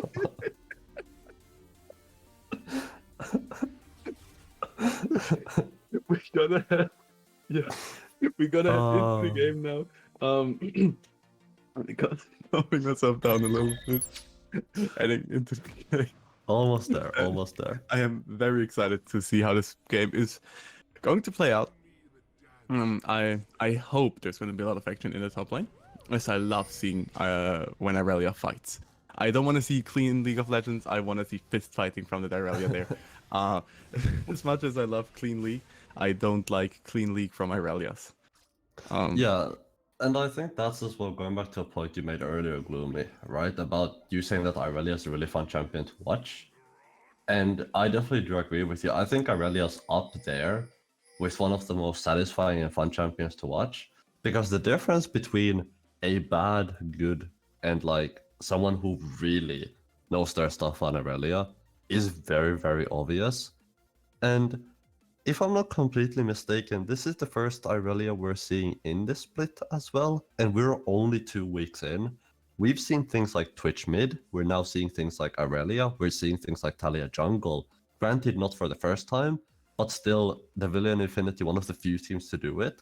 So already 2 weeks into the split, we've had so many new things, and that just makes me so much more excited for the continuation. Right? What more is there to come? How many more surprises are we gonna get? Well, we're gonna have a surprise here in the bot lane jungle, I would assume so. But yeah, no, like you said, I'm also very, very excited for the coming picks in this season. We've seen a lot of funny stuff being picked up already, which usually doesn't happen in the early weeks. This is more something where you already have secured your playoff spot. And there is an engage coming into the bot lane already. Dashline does connect. The bomb does proc the bone plating of the Nautilus. Varus griefed his support at 15 question mark thing it. Yeah, I mean, as much as I dislike the Tristana pick, I think in the early game this will definitely be a very dominated lane from the Tristana here. And I mean, that's why you picked the Tristana, right? To get that early bone plating off of Dax, because we already saw this man on Alistar, he needs to be stopped. There needs to be some counterplay to him, or they just can't win the game. And maybe it is the bone plating, just being able to proc it so easily is exactly what they need to counterplay him. Granted, Dax not on the cow this time, so maybe he can't have as flashy of moves as already an aggressive invade coming out here. Yeah, Ruben going in there, putting a ward into the top side, now giving the information that Jonathan Eisen is not there yet, which, you know, valuable information. You love to see it. But we also are seeing the complete domination from the Irelia here. She did go very low before that, but the trades, you can just see how unplayable it is for them now. And I mean, there's just a lot of healing coming out. This is one of the strengths of Irelia, that just the sustain you have as bot lane. Oh, Buffalo fully proud. Oh, W. Standard jumping up. Jonathan Isaac just menacingly standing there. He's eyeing the surroundings. He's seeing if there's anything to hunt, and there might just be something to hunt if Famil face checks this bush. He is standing there waiting for Famil to just go in and being one shot, but Jonathan Isaac is one level down top. The lane fight is as well. The CC from the Irelia not connecting, nothing really gonna happen. The Volibear was sadly unable to one shot the Talia here. Yeah, just not enough damage quite yet coming on through. You can see as well Jonathan Isaac opting for the press the attack. I have seen some Volibears go the lethal tempo just because of the early game power it does give you. But it is going to be press of the attack this time on around a little bit more training in the mid lane. Xerus is going to unfortunately run out of mana in the middle of that trade, so does have to pull out early on. Looking at the rest of the runes here, sort of just Benjamin with the fleet footwork, something we are used to seeing very standard. Ondinar gives you a lot of sustain. seems to be pretty standard all across the board. SLE opting for the Hail of Blades for a little bit more early laning power as well, which he's definitely going to need up against something as aggressive as a Tristana.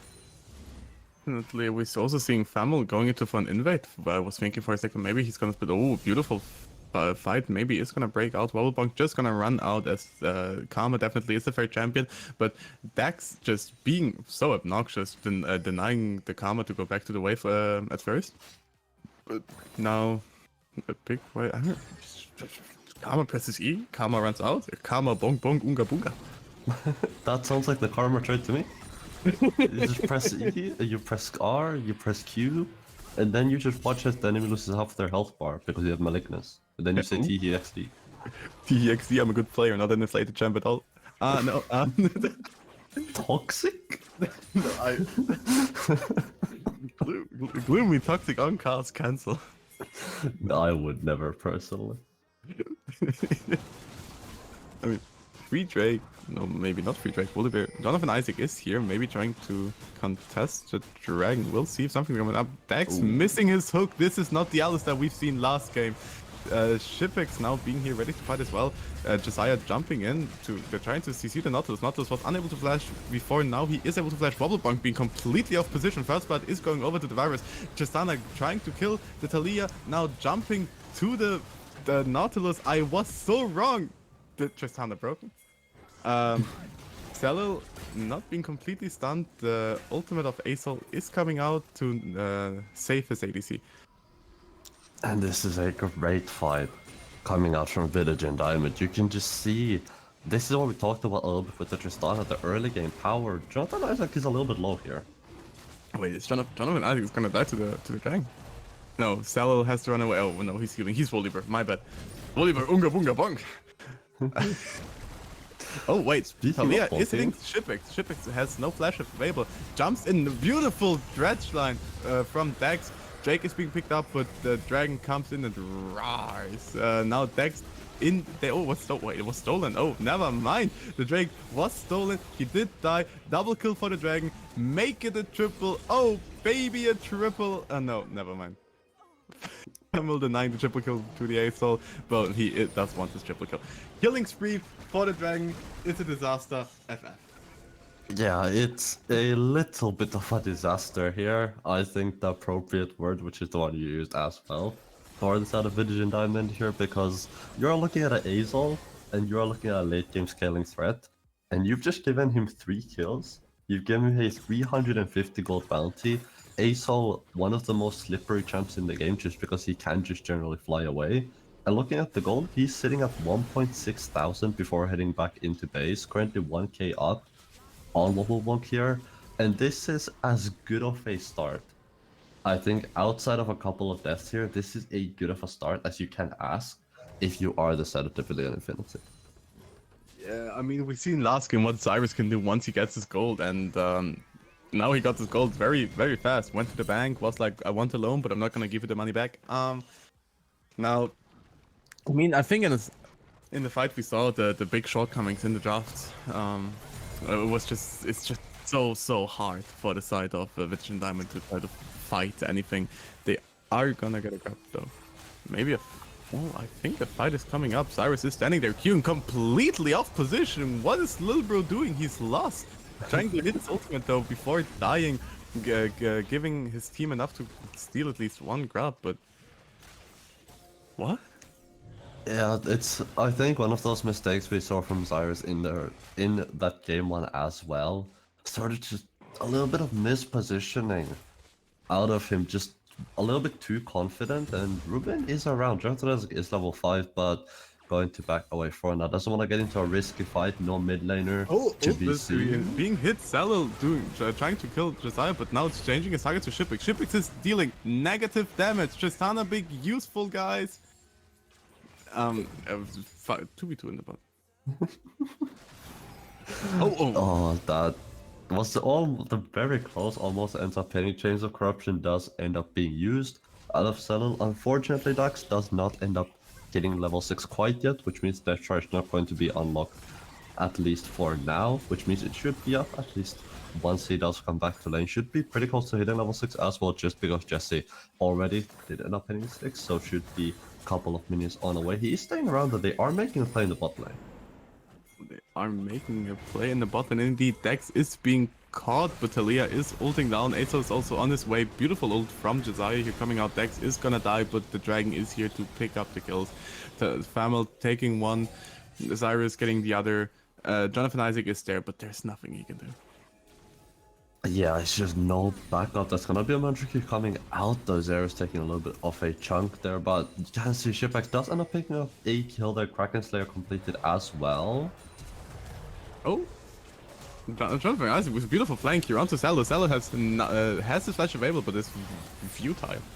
Kill to Jonathan Isaac. Beautiful pick here onto Cello.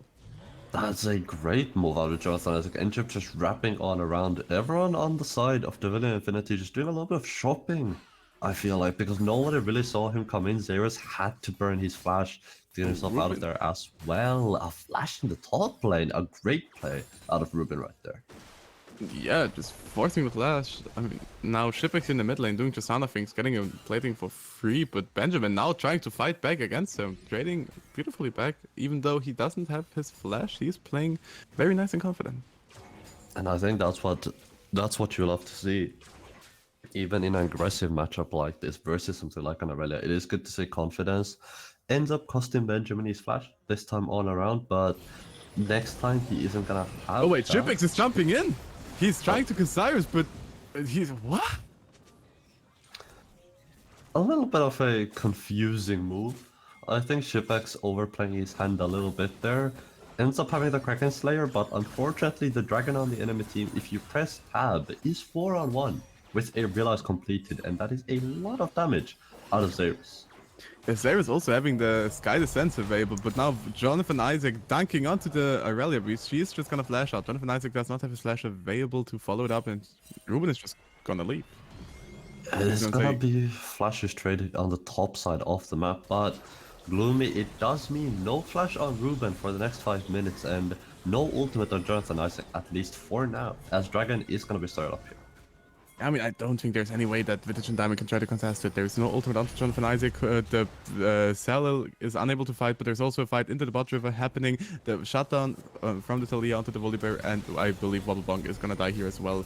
Sky Descent coming out from Asol, and Dex being like, I carried you last game, I'm gonna take the money. I think Dax, after that game 1 performance, he's earned it, man. Give it to him. He earned it indeed. Very weird flasher from Wobblebonk in the bot river, but like I said before, I don't think there was any way that Vitagen Diamond can even contest this, as Asol had the Sky Descent. His ultimate was upgraded. I think Vitagen Diamond should have just not die for a Mountain Drake. Yeah, I think especially with Jonathan Isaac not having his ultimate, keep in mind, this is a very squishy bear without having that charge, and it does also mean that he's gonna head to the top side of the map. Some grubs are gonna be picked up. He should be able to secure 5 here, which should in turn give him those Void Mites that are gonna help them siege towers if they can get their hands on it. Meanwhile, you can see the bot jungle on the blue side here is gonna be invaded. Famil can look for a bot lane ganker with the Weaver as well if he does want to do so. He is at least eyeing it for now. Yeah, he's eyeing it indeed, maybe. Oh, he has a beautiful flank here with his ultimate being available, but he is very hesitant to try to pull the trigger. Asol, oh, he's waiting for his beautiful dragon here from the mid lane coming down. Complete vision control here as well, and they're out just gonna force a beautiful dredge line from the Nautilus. Oh, Shipex does trade back somehow, but is it 2-for-1 for Devilian? Shipex, oh wait, as I have to interrupt you, I'm very sorry. Ruben goes in, misses his E. I don't think there's any way Benjamin will die. Ruben misplayed it, sadly a little bit. Would have been a free kill. Now Jonathan Isaac coming to the top lane to punish that. Ruben has no flash available. The bear flashing in, stunning Ruben, free kill. And I mean, great power, Jonathan Isaac. Their immediate commit from Ruben, and Jonathan Isaac is just, no, my friend, you have overplayed your hand. Give me that meat, and ends up just biting down onto Ruben, finishes him off. Rift Herald now on the cards here as well, and Gloom, you wanted some action in the top lane, and this seems like it has been non-stop fighting. Yeah, non-stop fighting indeed. Sadly for the Villian though, the Irelia pick has not worked at all. Like I said, I really want to see a beautiful Irelia gameplay, but so far, I'm not impressed. Yeah, it's not been great, I feel like, out of Ruben, and maybe not just too comfortable on the Irelia. So far we have seen, though, the mid-jungle out of the Villian Infinity this game very well fed. We can see 514 on Feyma, Xayras now 417, already 2 items onto the Talia in the jungle as well. Oh, and Shipwrecks. Virus coming out, Tristana is being CC'd, the Virus misses everything. Oh no. Oh. So a little unfortunately. Just yeah, it goes a little bit wide, doesn't it? Well, how we would say in Valorant, aim labs is free, please download it, but I'm not sure if it works in League of Legends. I have heard there is a website somewhere where you can practice this. Oh yeah, I saw Faker playing it, but we cannot talk about Faker as there is a bot lane fight coming out. Volbok TPing down there, Dax is in big danger. Jonathan Isaac going in onto Salad. Salad is down, double kill, being picked up here. Ruben TPing down, missing everything once again. Farmel flashing out Benjamin on the hunt, Jonathan Isaac on the hunt, but they're hunting the air as they won't get another kill. Yeah, not unfortunately able to pick one up. Meanwhile, in the mid lane, though, it is going to be the push coming through. Rift Herald, keep in mind, is going to be on the cards here. Jonathan is going to grab that one. Might be actually able to pick up the tower even before the dash comes on through. Oh, this is so unfortunate. That's one of those sucky things where, like, the tower's got 50 health left, but Rift Herald always takes the full health, which means you costed a majority the fight is going out here in bottom once again. This time the Varus does hit indeed. Celis slays Josiah, and a nice kill to punish the overextend. Cyrus now dashing in onto Shipwrecks. Talia following up as well. No way for Shipwrecks to go out. Talia picking up the shutdown. Another big shutdown onto oh wait, Famel it's there. going to be even more fighting around the cracks. Cracks are the most important objective, as we know.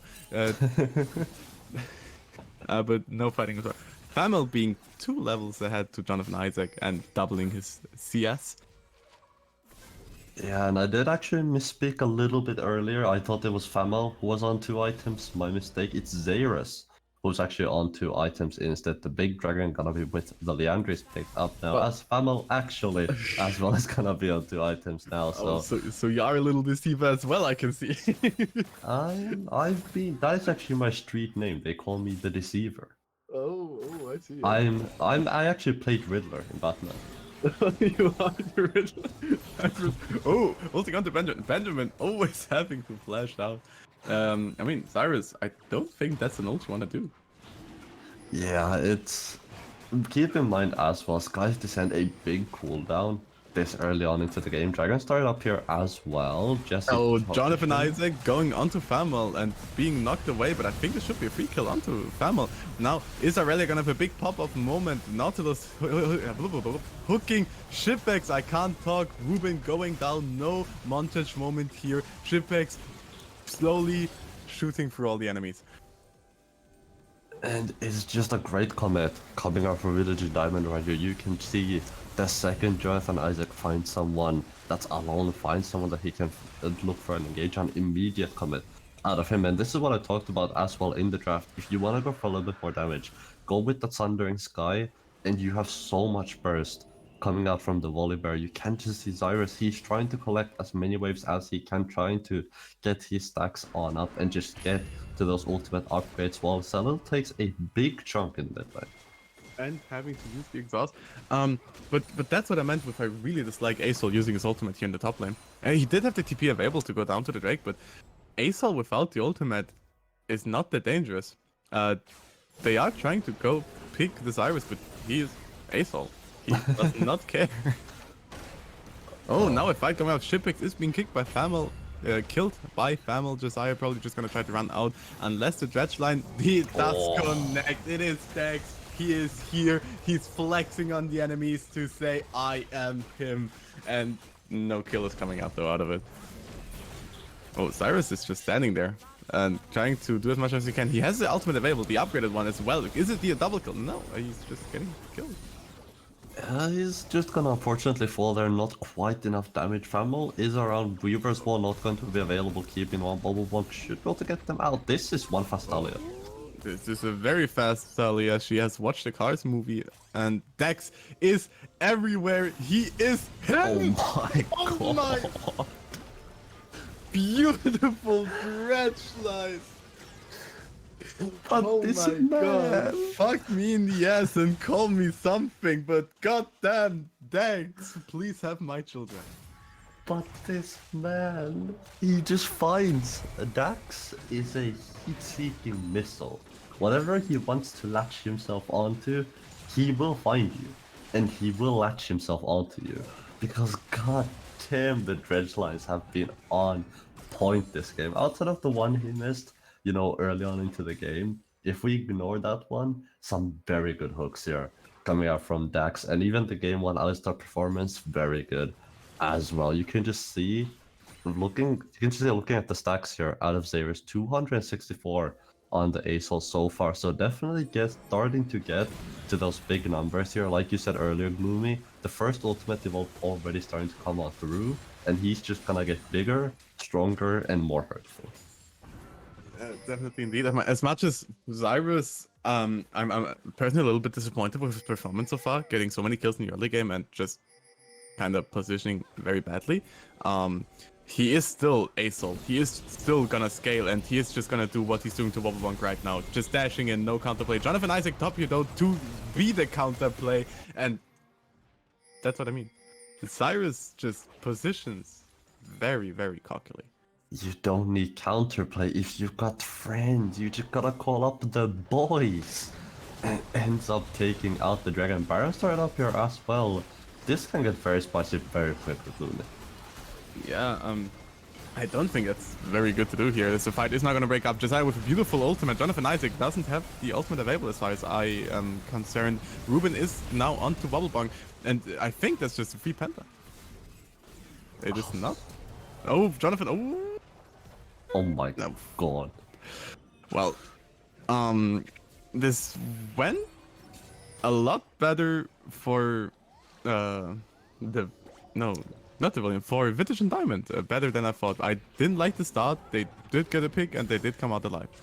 Yeah, there was so many low health bars and just no one to finish them off on the side of the village. Ends up running out of juice in a way, just nothing left in the tank, and the side of Vitagen Diamond does end up just getting to walk away. 2 items now onto Shipex, and this Tristana's definitely starting to do a little bit more damage, and you can just see the range that she gets from her passive is starting to come on through as well, because the more level she gets, the harder she's gonna be to reach, the harder she's gonna be to kill. Does end up getting the base in Bloodthirster finished off now, 3 items, and I think looking at the side of the villain, you just gotta wait for Cyrus to get more stacks, wait for the ASOL to come even more online, and I think then you can look to fight. But for now, I feel like 5v5 Vitagen Diamond might just be stronger. Yeah, also, I mean, so far in the game, I feel like Vitagen Diamond just played it so much better overall than the villain, outside of Famil and Dax. They are putting in so much work to kind of close in the gap that they created themselves with the draft. But on the side of the villain here, outside of Famil and Dax, they didn't play all that well. They are trying to contest the mid with you though, as I think the Dragon is up soon, and if not, the Baron is at least up. So they are fighting for the mid wave. No big fight in general is happening though. Vitagen Diamond is entering the bot river. Nothing is. Oh, maybe. Oh. Oh, Jonathan Isaac flashing in onto Cyrus. Completely out of position. Beautiful pick. Shipex jumping forwards, trying to do something. Nothing here yet.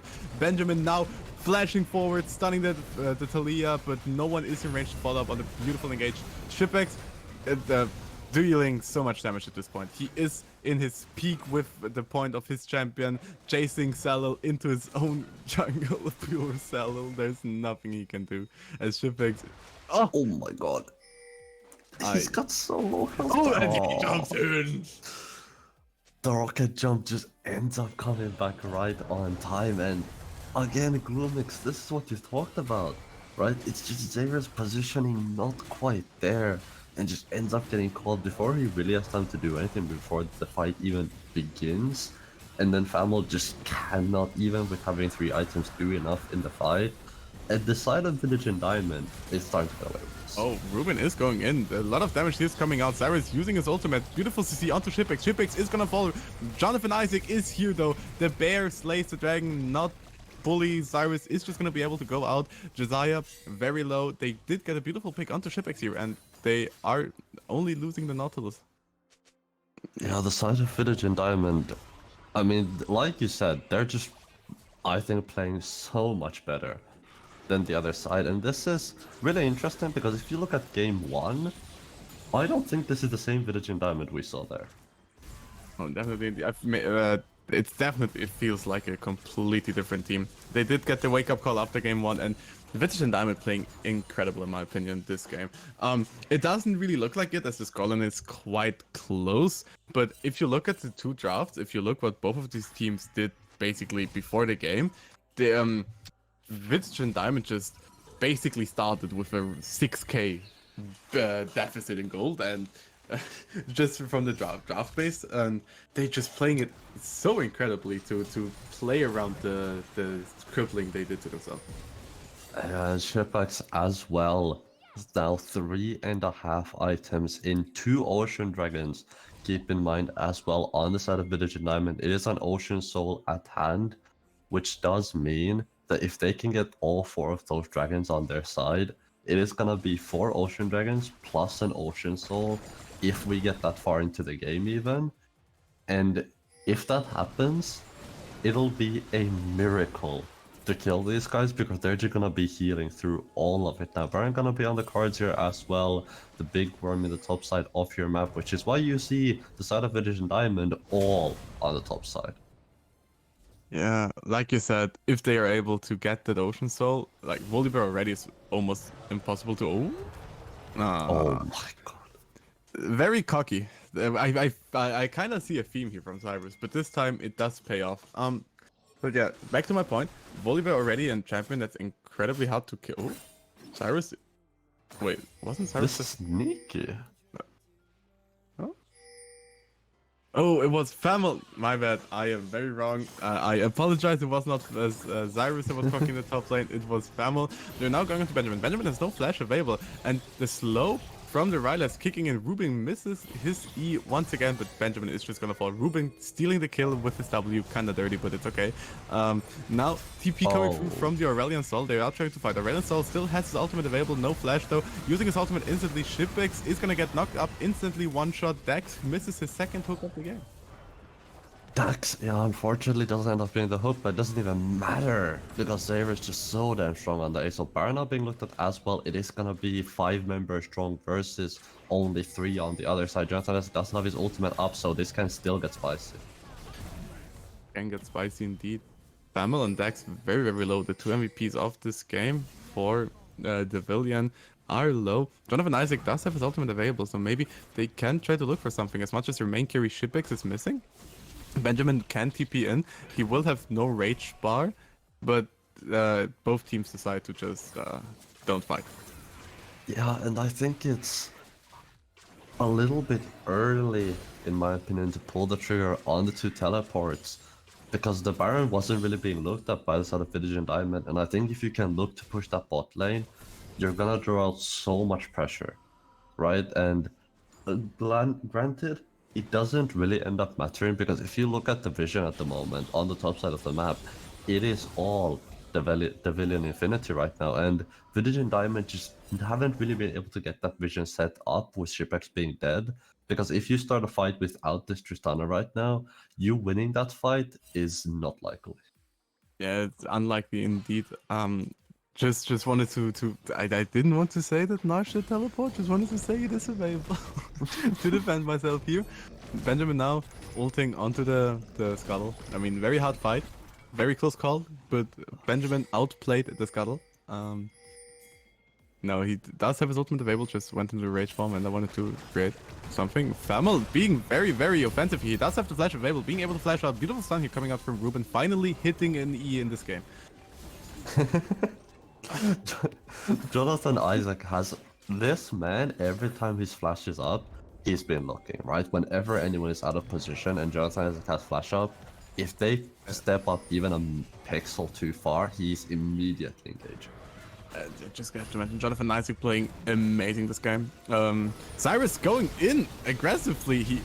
Beautiful descent this guy though, but he is gonna die to Jonathan Isaac, and now he is gonna get knocked up. He is jumping in. He is him killing the Famil that has no flash available. Benjamin is there as well. They are now going on to Dax, the MVP #1. Ruben. They're hitting his second E of the game, but now Benjamin flashing forward. Ruben would have the flash available as well, but I don't think he is.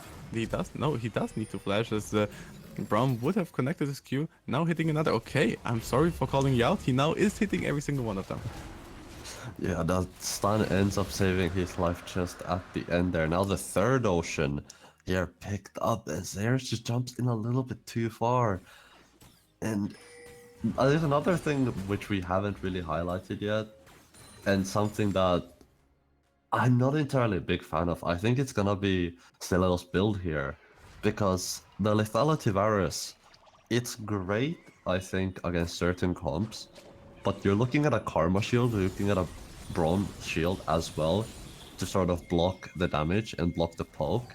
Jonathan Isaac got a pretty big health bar, so the poke isn't gonna do anything much against him.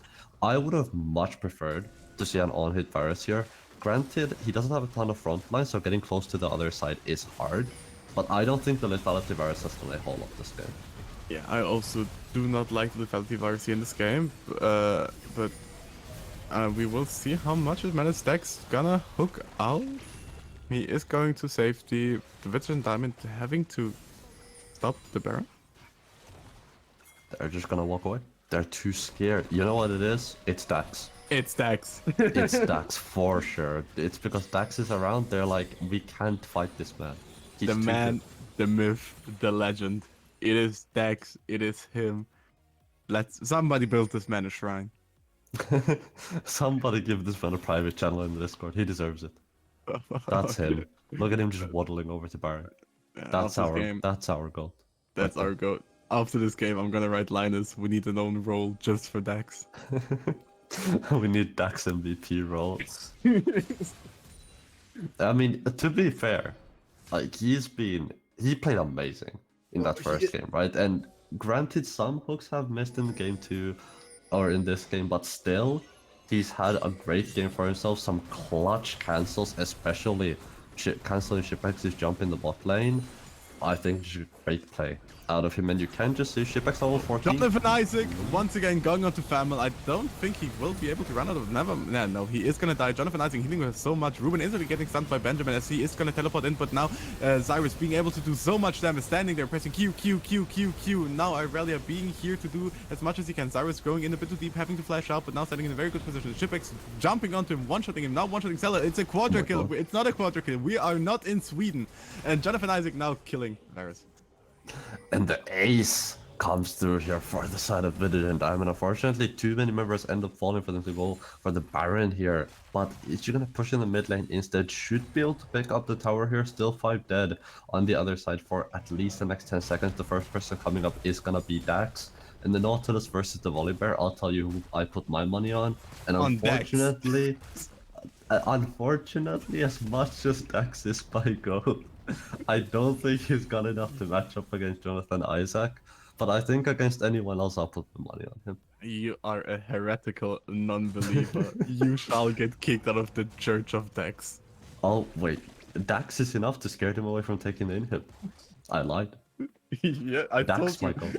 You're a heretical non-believer. Oh, this is Ben Bovey 2 all over again. And, I mean, we are only 1 minute and 30. Like, I said earlier that if we get to Ocean Soul, we are 1 minute and 20 minutes. We are 1 minute and 20 seconds away from the Ocean Soul being an actual reality for the side of Vitagen Diamond. And I have to think that if they get their hands on the Ocean Soul, the game becomes excruciatingly hard for the side of Villian Divinity to play. The Villian Infinity. Not sure if Vitagen Diamond can try to contest it though. Wait, never mind. Karma solo killed Aesol. Malignus, baby.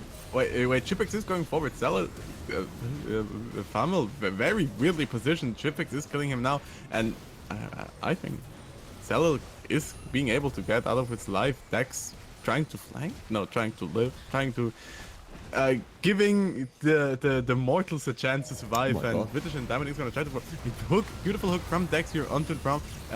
Now Ruben is gonna try to do as much damage as he can. His ultimate is in the backline. Is just gonna get one shot by Shipex, and bingo, not bingo, the other sport. Now Varus is being killed by Jonathan Isaac, and that's just game. Yeah, it should be the Nexus blowing up here. Only one tower remaining. Dax, the That's one the survivor, is forced to watch his Nexus explode. As goated as this man is, even wait, he can't stop this. Oh, Yeah, Chip. Zarius was like 7, that isn't enough. Give me one more. Gonna end up on 8. 6 on 8, unfortunately. Couldn't convert those 3 early kills. And it is just gonna be a 1-1, which I didn't think was even in the cards after seeing that game one, but Vitagen Diamond manages to turn it around. Yeah, also personally thinking that game was unwinnable for Vitagen Diamond. They put in so much work to play good, even though the villain had Dax, who is the god himself. But Vitagen Diamond says, "What is a god to a non-believer?" Yeah, Vitagen Diamond just stares Dax right in the face. And it's like staring in the face of the devil. You know, and then you just come out on the other side. And you come out even stronger. And just overall great game too, out of Vitagen Diamond there. But Gloomy, I gotta ask you the question. You knew this was gonna come rather sooner than later, so I'm gonna get it out the way. Who's your MVP of game 2? I mean, most people probably would say Shipex, but for me, it's undeniably Jonathan Isaac. He put in such a performance this game. Yeah, I think I definitely agree. Jonathan Isaac did so much work there. Granted, Shipex looks pretty damn good with the 36,000 damage that he ended up doing. But still, I definitely agree with you. I think a lot of the early game and the success in the early game is thanks to Jonathan Isaac. And overall, a great game out of Vitagen Diamond. And that means our day is going to end on 1-1, an even series 1 going each way, which means going to week 3, both Vitagen Diamond and Infinity are going to be 5-2. Or no, 5-3. Yeah. Sorry. I mean, this is a 1-1 is something I didn't expect. I thought one of the teams is gonna go for a 2-0 after game 1. Well, if we're doing the math, I thought the villain is gonna do going to 2-0, especially after seeing that draft. But God, Vitagen Diamond. As much as I criticize the draft, I hope I'm not gonna get flamed later in somewhere. But like I said, everything I say is gonna end up wrong. Yeah, so if you wanna flame Gloomix, make sure you join the Discord. I'll add him in general after we're done with the stream, so you guys know who he is. So everyone can make fun of him. I'm just a poor guy. Are you just a poor boy? I'm just a poor boy. What can I say? But yeah, it was a beautiful series to watch, definitely. I hope everybody that watched it enjoyed it. Don't forget to join the Discord, but do not flame me. You can flame Dessa. Hey, don't flame me. What did I do? You are a non-believer. You thought that our god cannot stop the Holy Bear from taking the inhib. Yeah, unfortunately, Dax just ends up dropping a game there, but really can't blame him. Never blame Dax. Always blame the people around Dax, because Yeah, Dax can never do us no wrong. I mean, we gotta say Dex and God, I'm so bad with names. Their jungler Fema. Yeah, Fema and Dex putting in so much work to try to keep the game alive, but the rest of the Valiant just kind of doing not too well. Cyrus, who was gorgeous in game 1, just what got picked so much, always was in a really, really bad positioning, and it just felt like he didn't know how to play as champion. The confidence was there, but not the skill to back it up. Then very weird lethality virus angle here, and Irelia didn't work out at all. Yeah, I really unfortunately, as much as we hyped it up and as much as we sort of hyped up the top lane matchup, didn't really get too much done in that game, unfortunately. But that is sometimes just the way things work out. Sometimes it just doesn't work out for us. And unfortunately, that does mean that that is going to end our day off. 1-1 Vitagen Diamond versus Devilian Infinity is gonna head 5-3 into next week. Gloomy, any sort of last words before I head us out of here? Live love Dex. You know what? That do I need to add anything onto that? I think that was great.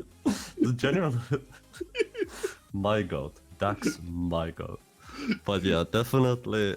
Of course, GG's to both teams as well. Thank you to both teams as well for giving us such a show. And I do believe that that should round us off for tonight. Thank you as well, Glooby, to you for joining me today. It was a blast as always to cast with you on the desk. Thank you to Dread for making his debut in production, and might I say a great one at that as well. Big thanks to him. Not a debut? Okay, I'm getting a word. It's not a debut, apparently. You deceiver. Okay, his debut in Split 6, apparently, but apparently not a first timer. Not a first timer, but definitely an old man from what I'm okay, hearing. before So... Dessa is embarrassing him even more with all the wrong information, so we are gonna end it here. Thanks everybody for watching. Thank you, Dessa, for the great casting today, and I wish everyone a wonderful night. Bye.